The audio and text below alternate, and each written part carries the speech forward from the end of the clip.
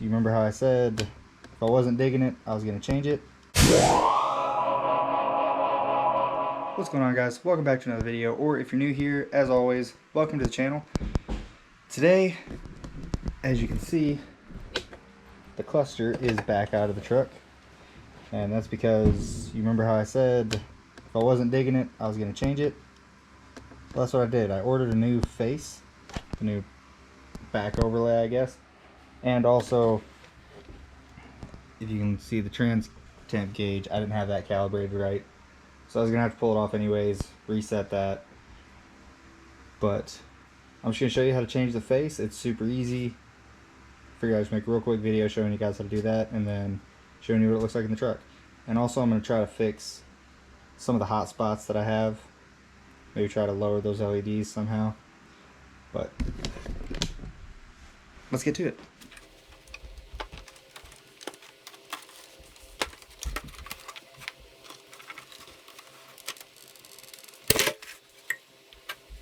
Alright, so now that piece is off, you can see the overlay here. Just go ahead and pull off your needles.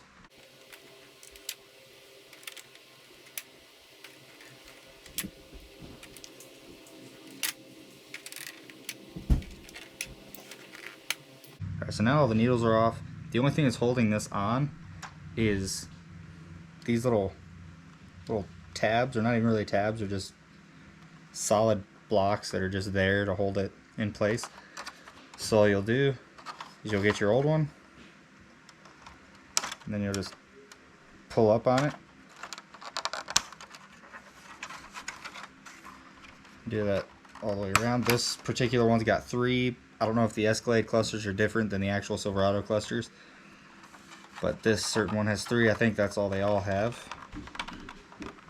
on this side. You pull it up, and your overlay is gone, and then you're left with this, which is what distributes the light. So what I'm going to try to do is I'm going to use this as kind of like a template to see where I need to put my LEDs, because I don't know if you can see them, but they're very, very high off the board and very, very close to this thing.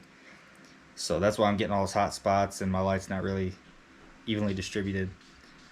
But hopefully I'll fix that, and I'll show you what I got. Also, be careful, because this is your trip. It will come out, and this one's got a built-in spring, but I've messed with some where there's a different spring and it could pop out, and you don't want to lose that. So let me show you guys what I got. What I have here is just a Dorman upgrade, and it's the same kind of material. It's just like a SS type style. It's got like the slanted letters and tells you all your different stuff. So I think it's going to be a real good upgrade. I'm just real excited to put this on. Alright, so as you can see, I've got the LEDs angled now and a little closer to the board, so hopefully it'll distribute my light a little more even. So now I'm just going to go ahead and place this over,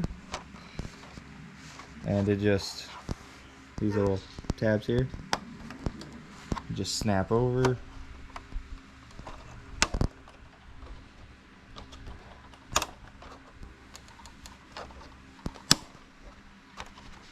Then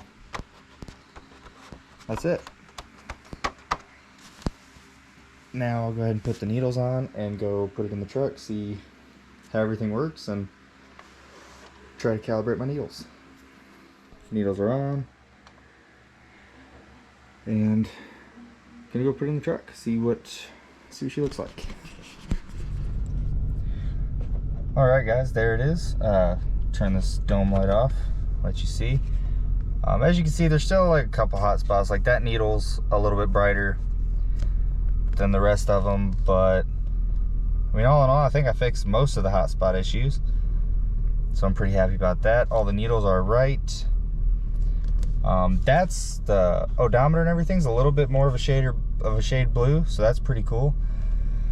I know my temperature gauge, or my trans temp, is a little low, but I noticed, turn this light back on, I noticed whenever I put it in, I just aimed it right at 0, and the gauge itself went up just a hair, and then whenever you'd start it, it'd be like at 0, and then when you start it, it'd come down and then go back up.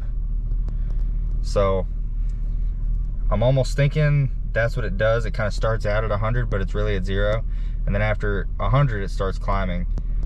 So I'm hoping that's it, because I really don't want to pull all that apart again. But I think that will be. RPMs look good, gas looks good, oil pressure. So I think that's